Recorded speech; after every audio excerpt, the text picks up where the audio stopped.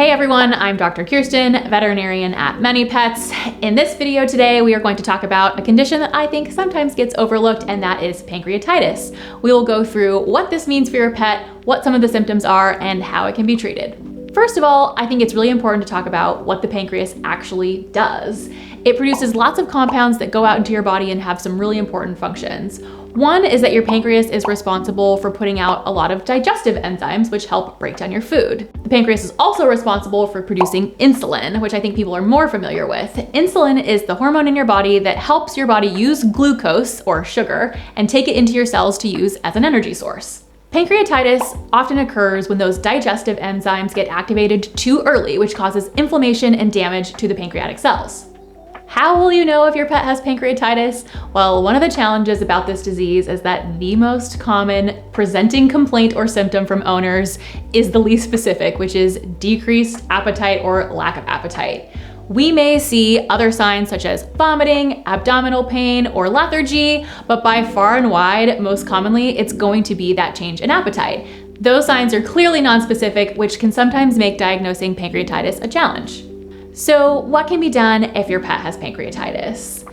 If you notice any of the symptoms that I mentioned earlier, it's important to seek care from your veterinarian sooner rather than later. While some cases of pancreatitis can be milder and treated with medications and supportive care, they can also develop worsening signs very quickly and have severe cases that require hospitalization.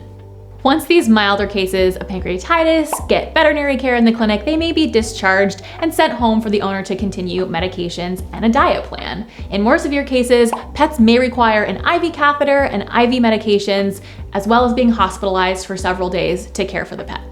If you suspect that your pet has pancreatitis, or you are noticing some of the signs that I mentioned, such as not eating or vomiting, it's important that you seek veterinary care right away, because the sooner we address cases like these, the easier it can be to manage them and get them feeling better quicker. If you're caring for your pet at home after they've been discharged from your veterinary clinic, it is important to encourage them to eat and drink more regularly, as well as give them medications how your vet has prescribed them. Don't stop them early and finish the complete course. Your veterinarian may also recommend that your pet stick to a specific diet on a more long-term basis to help decrease the likelihood of recurrence.